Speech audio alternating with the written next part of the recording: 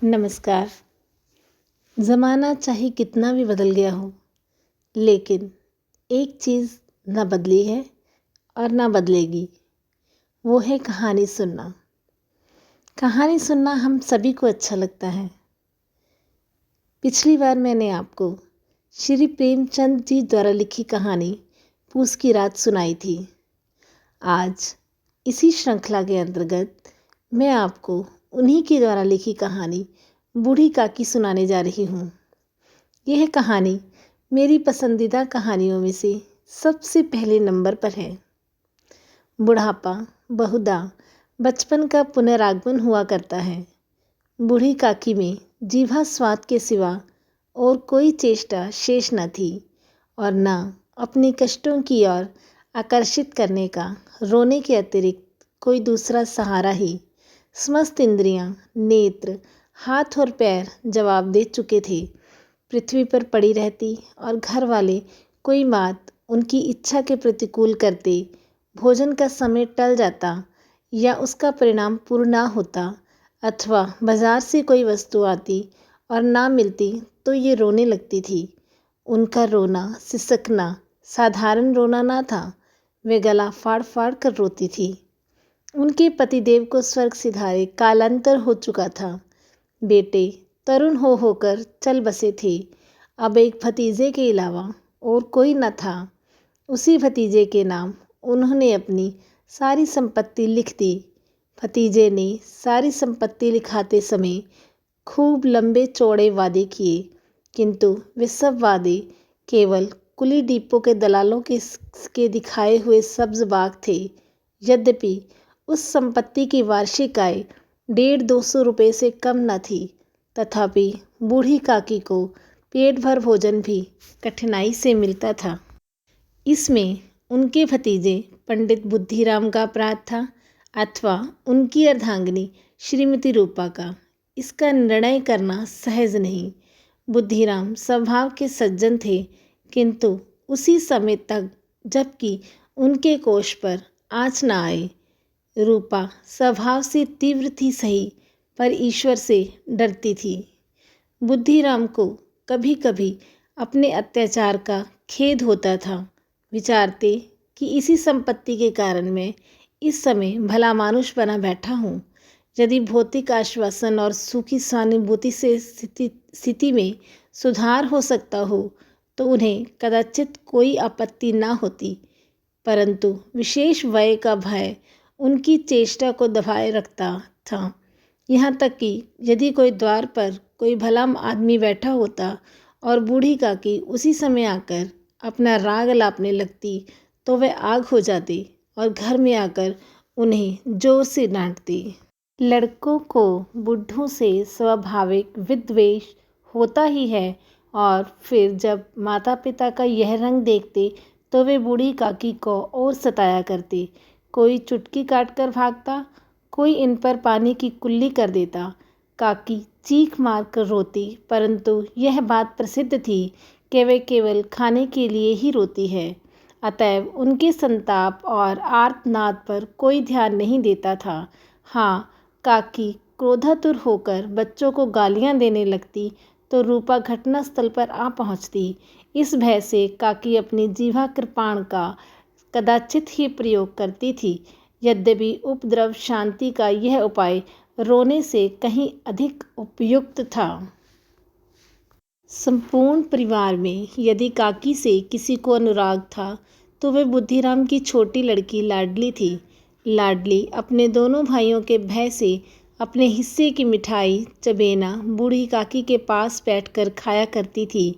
यही उसका रक्षागार था, और यद्यपि काकी की शरण उनकी लोलुपता के कारण उसे बहुत महंगी पड़ती थी, तथापि भाइयों के अन्याय से सुरक्षा कहीं सुलभ थी तो बस यही। इसी स्वार्थ अनुकूलता ने उन दोनों में सहानुभूति का आरोपण कर दिया था।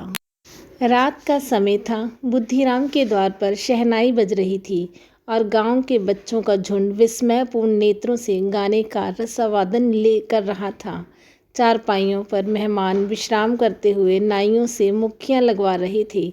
समीप खड़ा भाट विरुदावली सुना रहा था और कुछ भावज्ञ मेहमानों की वाह वाह पर ऐसी खुश हो रहा था मानो इस वाह वाह का यथार्थ में वही अधिकारी है।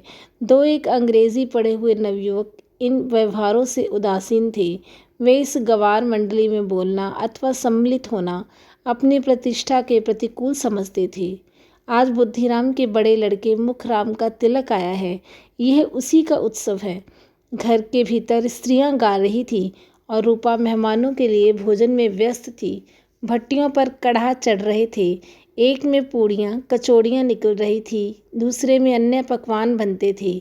एक बड़े हंडे में मसालेदार तरकारी पक रही थी। घी और मसाले की क्षुधावर्धक सुगंधी चारों ओर फैली हुई थी।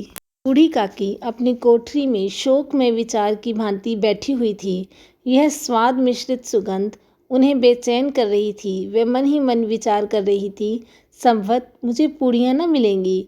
इतनी देर हो गई, कोई भोजन लेकर नहीं आया। मालूम होता है सब लोग भोजन कर चुके हैं, मेरे लिए कुछ न बचा। यह सोचकर उन्हें रोना आया, परंतु अपशकुन के भय से वे रो न सकी। आहा, कैसी सुगंधी है, अब मुझे कौन पूछता है। जब रोटियों के ही लाले पड़े हैं तब ऐसे भाग्य कहाँ कि भरपेट पूड़ियाँ मिले। यह विचार कर उन्हें रोना आया। कलेजे में हुक सी उठी, परंतु रूपा के भय से उन्होंने फिर मौन धारण कर लिया। बूढ़ी काकी देर तक इन्हीं दुखदायक विचारों में डूबी रही। घी और मसालों की सुगंधी रह रह कर मन को आपे से बाहर किए देती थी। मुंह में पानी भर भर आता था। पूड़ियों का स्वाद स्मरण करके हृदय में गुदगुदी होने लगती थी। इसे पुकारूं, आज लाडली बेटी भी नहीं आई। दोनों छोकरे सदा दिक किया करते हैं, आज उनका भी कोई पता नहीं। कुछ मालूम तो हो कि क्या बन रहा है। बूढ़ी काकी की कल्पना में पूड़ियों की तस्वीर नाचने लगी। खूब लाल लाल फूली फूली नरम नरम होंगी। रूपा ने भली भांति भोजन किया होगा। कचौड़ियों में अजवाइन और इलायची की महक आ रही होगी। एक पूड़ी मिलती तो जरा हाथ में लेकर देखती। क्यों न चलकर कढ़ा के सामने ही बैठूं। पूड़ियाँ छन छन कर तैयार होंगी। कढ़ा में गरम गरम निकाल कर थाली में रखी जाती होंगी। फूल हम घर में भी सूंघ सकते हैं, परंतु वाटिका में कुछ और ही बात होती है। इस प्रकार निर्णय करके बूढ़ी काकी उकड़ू बैठकर हाथों के बल सरकती हुई बड़ी कठिनाई से चौखट से उतरी और धीरे धीरे रेंगती हुई कढ़ा के पास जा बैठी। यहाँ आने पर उन्हें उतना ही धैर्य हुआ जितना भूखे कुत्ते को खाने वाले के सम्मुख बैठने में होता है। रूपा उसी समय कार्यभार में से उद्विग्न हो रही थी। कभी इस कोठे में जाती, कभी उस कोठे में, कभी इस कड़ा के पास बैठती, कभी भंडार में जाती। किसी ने बाहर से आकर कहा, महाराज ठंडई मांग रहे हैं। ठंडई देने लगी। इतने में फिर किसी ने आकर कहा, भाट आया है, उसे कुछ दे दो। भाट के लिए सीधा निकाल रही थी कि एक तीसरे आदमी ने आकर पूछा, अभी भोजन तैयार होने में कितना विलंब है, जरा ढोल मजीरा उतार दो। बेचारी अकेली स्त्री दौड़ते दौड़ते व्याकुल हो रही थी, झुंझलाती थी, कुड़ती थी, परंतु क्रोध प्रकट करने का अवसर न पाती थी। भय होता कहीं पड़ोसने ये न कहने लगी कि इतने में उबल पड़ी। प्यास से स्वयं का कंठ सूखा जा रहा था। गर्मी के मारे फूंकी जाती थी, परंतु इतना अवकाश ना था कि जरा पानी पी ले अथवा ठंड पंखा लेकर झले। यह भी खटका था कि जरा आंख हटी और चीज़ों की लूट मची। इसी अवस्था में उसने बूढ़ी काकी को कड़ाह के पास बैठा देखा तो जल गई। क्रोध न रुक सका। इसका भी ध्यान न रहा कि पड़ोसने बैठी हुई हैं, मन में क्या कहेंगी। पुरुषों में लोग सुनेंगे तो क्या कहेंगे। जिस प्रकार मेढक केंचुए पर झपटता है, उसी प्रकार वह बूढ़ी काकी पर झपटी और उन्हें दोनों हाथों से झटक कर बोली, ऐसे पेट में आग लगे। पेट है या भाड़, कोठरी में बैठते हुए क्या दम घुटता है। अभी मेहमानों ने नहीं खाया, भगवान को भोग नहीं लगा, तब तक धैर्य न हो सका। आकर छाती पर सवार हो गई। जल जाए ऐसी जीभ, दिन भर खाती न होती, न जाने कैसी किसकी हांडी में मुंह डालती। गांव देखेगा तो कहेगा कि बुढ़िया पेट भर खाने को नहीं पाती, तभी तो इस तरह मुंह बाए फिरती है। डायन ना मरे ना मांचा छोड़े, नाम बेचने पर लगी है, नाक कटवा कर दम लेगी। इतना ठूसती है कि ना जाने कहाँ भस्म हो जाता है। भला चाहती हो तो जाकर कोठरी में बैठो, जब घर में लोग खाने लगेंगे तुम्हें भी मिलेगा। तुम कोई देवी नहीं हो चाहे किसी के मुंह में पानी न जाए, परंतु तुम्हारी पूजा पहले ही हो जाए। बूढ़ी काकी ने सिर उठाया, न रोई न बोली, चुपचाप रेंगती हुई अपनी कोठरी में चली गई। आवाज़ ऐसी कठोर थी कि हृदय और मस्तिष्क की संपूर्ण शक्तियाँ, संपूर्ण विचार और संपूर्ण भार उसी ओर आकर्षित हो गए थे। नदी में जब कगार का कोई वृहद खंड कटकर गिरता है तो आसपास का जल समूह चारों ओर से उसी स्थान को पूरा करने के लिए दौड़ता है। भोजन तैयार हो गया है। आंगन में पत्तलें पड़ गई। मेहमान खाने लगे। स्त्रियों ने जेवनार गीत गाना आरंभ कर दिया। मेहमानों के नाई और सेवकगण भी उसी मंडली के साथ किंतु कुछ हट कर भोजन करने बैठे थे। परंतु सभ्यता अनुसार जब तक वे सब के सब खा न चुके होते तो कोई उठ नहीं सकता था। दो एक मेहमान जो कुछ पढ़े लिखे थे, सेवकों के दीर्घ आहार पर झुंझला रहे थे। वे इस बंधन को व्यर्थ और बेकार की बात समझते थे। बूढ़ी काकी अपनी कोठरी में जाकर पश्चाताप कर रही थी कि मैं कहाँ से कहाँ आ गई। उन्हें रूपा पर क्रोध नहीं था, अपनी जल्दबाजी पर दुख था। सच ही तो है, जब तक मेहमान लोग भोजन न कर चुकेंगे घर वाले कैसे खाएंगे। मुझसे तो इतनी देर भी ना रहा गया। सबके सामने पानी उतर गया। अब जब तक मुझे कोई बुलाने नहीं आएगा ना जाऊंगी। मन ही मन इस प्रकार का विचार कर कर वह बुलाने की प्रतीक्षा करने लगी, परंतु घी की रुचिकर श्वास बड़ी धैर्य परीक्षक प्रतीत हो रही थी। उन्हें एक एक पल एक एक युग के समान मालूम होता था। अब पत्तल बिछ गई होगी, अब मेहमान आ गए होंगे, लोग हाथ पैर धो रहे हैं, नाई पानी दे रहा है, मालूम होता है लोग खाने बैठ गए, जेवनार गाया जा रहा है। यह विचार कर वह मन को बहलाने के लिए लेट गई। धीरे धीरे एक गीत गुनगुनाने लगी। उन्हें मालूम हुआ कि मुझे गाते देर हो गई। क्या इतनी देर तक लोग भोजन ही कर रहे होंगे? किसी की आवाज़ सुनाई नहीं देती। अवश्य ही लोग खा पीकर चले गए, मुझे कोई बुलाने नहीं आया। रूपा चिढ़ गई, क्या जाने वो ना बुलाए। सोचती हूँ कि आप ही आवेगी। मैं कोई मेहमान तो नहीं जो उन्हें बुलाऊं। बूढ़ी काकी चलने को तैयार हुई। यह विश्वास कि 1 मिनट में पूड़ियाँ और मसालेदार तरकारियाँ सामने आएंगी उनकी स्वादेंद्रियों को गुदगुदाने लगा। उन्होंने मन ही मन तरह तरह के मंसूबे बांधे। पहले तरकारी से पूड़ियाँ खाऊंगी, फिर दही और शक्कर से कचौड़ियाँ रायते के साथ मज़ेदार मालूम होंगी। चाहे कोई बुरा माने चाहे भला, मैं तो मांग मांग कर खाऊंगी। यही ना लोग कहेंगे इन्हें विचार नहीं। कहाँ करें, इतने दिन के बाद पूड़ियाँ मिल रही हैं तो क्या मुंह झूठा करके उठ जाऊंगी। टुकड़ू बैठकर सरकते हुए आंगन में आई, परंतु हाय दुर्भाग्य, अभिलाषा ने अपने पुराने स्वभाव के अनुसार समय की मिथ्या कल्पना की थी। मेहमान मंडली अभी बैठी हुई थी। कोई खाकर उंगलियां चाटता था, कोई तिरछे नेत्रों से देखता था कि और लोग अभी खा रहे हैं या नहीं। कोई इस चिंता में था कि पत्तल पर पूड़ियाँ छूटी जाती हैं, किस तरह उन्हें भीतर रख लेता। कोई दही खाकर चटकारता था, परंतु दूसरा दोना मांगते संकोच करता था कि इतने में बूढ़ी काकी रेंगती हुई उनके बीच में आ जा पहुंची। कई आदमी चौंक कर उठ खड़े हुए, पुकारने लगे, अरे ये बुढ़िया कौन है, कहाँ से आ गई, देखो किसी को छू न दे। पंडित बुद्धिराम काकी को देखते ही क्रोध से तिलमिला गए। पूड़ियों का थाल लिए खड़े थे। थाली को जमीन पर पटक दिया और जिस प्रकार निर्दयी महाजन अपने किसी बेईमान और भगोड़े कर्जदार को देखते ही उसका टेंटुआ पकड़ लेता है, उसी तरह लपक कर उन्होंने काकी के दोनों हाथ पकड़े और घसीटते हुए लाकर उन्हें कोठरी में धम से पटक दिया। आशा रूपी वाटिका लू के एक झोंके में विनिष्ट हो गई। मेहमानों ने भोजन किया, घर वालों ने भोजन किया, बाजे बजे, धोबी चमार भी भोजन कर चुके, परंतु बूढ़ी काकी को किसी ने न पूछा। बुद्धिराम और रूपा दोनों ही बूढ़ी काकी को उनकी निर्जलता के लिए दंड देने का निश्चय कर चुके थे। उनके बुढ़ापे पर, दीनता पर, हत ज्ञान पर किसी को करुणा न आई। अकेली लाडली उनके लिए कुढ़ रही थी। लाडली को काकी से अत्यंत प्रेम था। बेचारी भोली लड़की थी, बाल विनोद और चंचलता की उसमें गंध तक न थी। दोनों बार बार जब उसके माता पिता ने काकी को निर्धनता से पीट घसीटा तो लड़की का हृदय ऐंठ कर रह गया। वह झुंझला रही थी कि हम लोग काकी को क्यों बहुत सी पूड़ियाँ नहीं दे देते। क्या मेहमान सबकी सब खा जाएंगी? और यदि काकी ने मेहमानों से पहले खा लिए तो क्या बिगड़ जाएगा? वह काकी के पास जाकर उन्हें धैर्य देना चाहती थी, परंतु माता के भय से न जाती थी। उसने अपने हिस्से की पूड़ियाँ बिल्कुल ना खाई थी, अपनी गुड़िया की पिटारी में बंद कर रखी थी। उन पूड़ियों को काकी के पास ले जाना चाहती थी। उसका हृदय अधीर हो रहा था। बूढ़ी काकी मेरी बात सुनते ही उठ बैठेगी, पूड़ियाँ देखकर कैसी प्रसन्न होगी, मुझे भी खूब प्यार करेगी। रात को 11 बज गए थे। रूपा आंगन में पड़ी सो रही थी। लाडली की आंखों में नींद न थी। काकी को पूड़ियाँ खिलाने की खुशी उसे सोने न देती थी।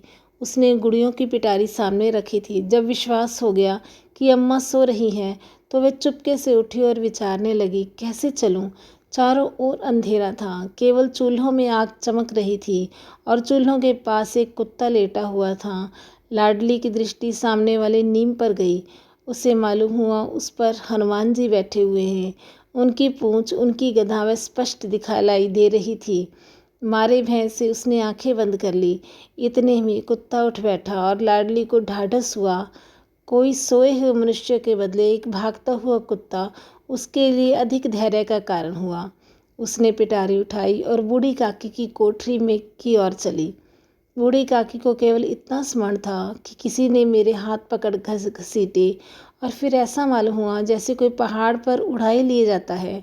उनके पैर बार बार पत्थरों से टकराए। तब किसी ने उन्हें पहाड़ पर से पटका और वे मूर्छित हो गई।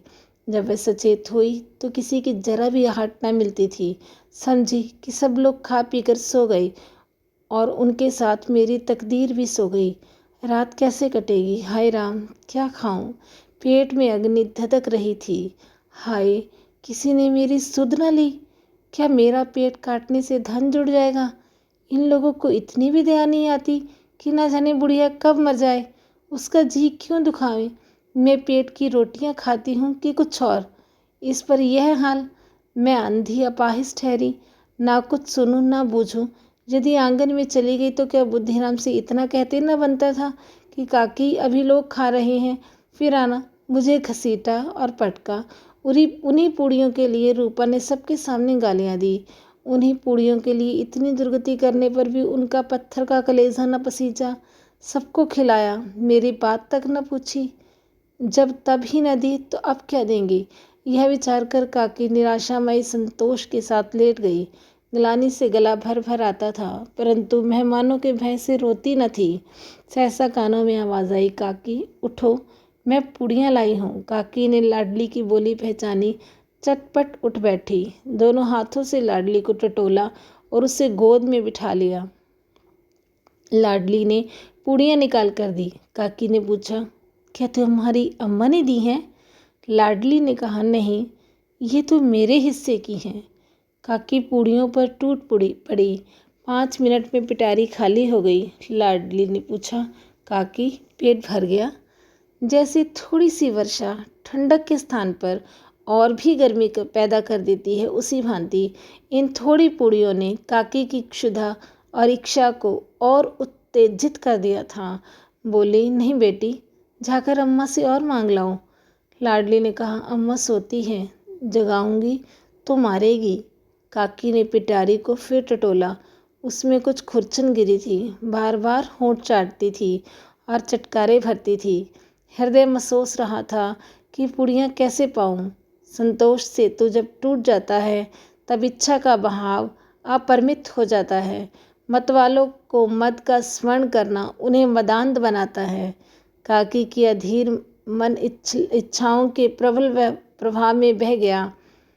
उचित और अनुचित का विचार जाता रहा। वे कुछ देर तक उस इच्छा को रोकती रही। सहसा लाडली से बोली, मेरा हाथ पकड़कर वहाँ ले चलो जहाँ मेहमानों ने बैठकर भोजन किया है। लाडली उनका अभिप्राय समझ न सकी। उसने काकी का हाथ पकड़ा और ले जाकर झूठे पतलों के पास बिठा दिया। 3 क्षुधातुर हत ज्ञान बुढ़िया पत्तलों से पूड़ियों के टुकड़े चुन चुनकर भक्षण करने लगी। ओह, दही कितना स्वादिष्ट था, कचौड़ियाँ कितनी सलोनी, खस्ता कितने सुकोमल। काकी बुद्धिहीन होते हुए भी इतना जानती थी कि मैं यह काम कर रही हूँ जो मुझे कदापि ना करना चाहिए। मैं दूसरों की झूठी पत्तल चाट रही हूँ। परंतु बुढ़ापा तृष्णा रोग का अंतिम समय है, जब संपूर्ण इच्छाएं एक ही केंद्र पर आ लगती हैं। बूढ़ी काकी में वह केंद्र उनकी स्वादिंद्रियाँ थी। ठीक उसी समय रूपा की आंख खुली। उसे मालूम हुआ कि लाडली मेरे पास नहीं है। वह चौंकी, चारपाई के इधर उधर ताकने लगी कि कहीं नीचे तो नहीं गिर पड़ी।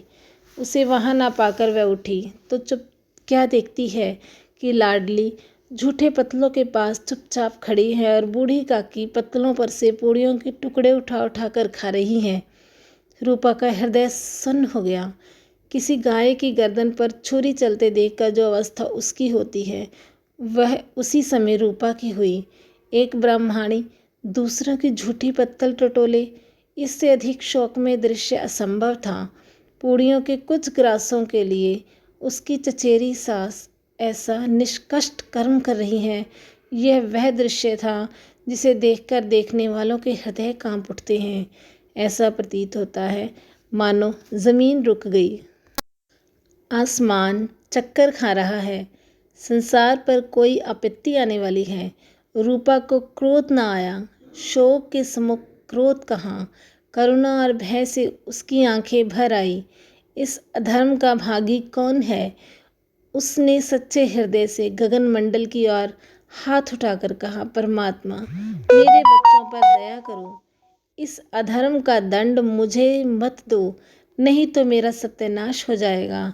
रूपा को अपनी स्वार्थपरता और अन्याय इस प्रकार प्रत्यक्ष रूप से कभी न दिख पड़े थे। वह सोचने लगी, हाय कितनी निर्दय हूँ। जिसकी संपत्ति से मुझे 200 रुपये आय हो रही है, उसकी यह दुर्गति, और वो भी मेरे कारण। हे दयामय भगवान, मुझसे भारी चूक हुई है, मुझे क्षमा करो। आज मेरे बेटे का तिलक था। सैकड़ों मनुष्यों ने भोजन पाया, मैं उनके इशारों की दासी बनी रही। अपने नाम के लिए सैकड़ों रुपए व्यय कर दिए, परंतु जिसके बदौलत हजारों रुपए खाई, उसे इस उत्सव में भरपेट भोजन न दे सकी। केवल इसी कारण तो यह वृद्धा असहाय है। रूपा ने दिया जलाया, अपने भंडार का द्वार खोला, एक थाली में संपूर्ण सामग्रियां सजाकर बूढ़ी काकी की ओर चली। आधी रात जा चुकी थी। आकाश पर तारों के थाल सजे हुए थे और उन पर बैठे हुए देवगण स्वर्गीय पदार्थ सजा रहे थे, परंतु उसमें किसी को वह परमानंद प्राप्त न हो सकता था जो बूढ़ी काकी को अपने सम्मुख थाल देखकर प्राप्त हुआ।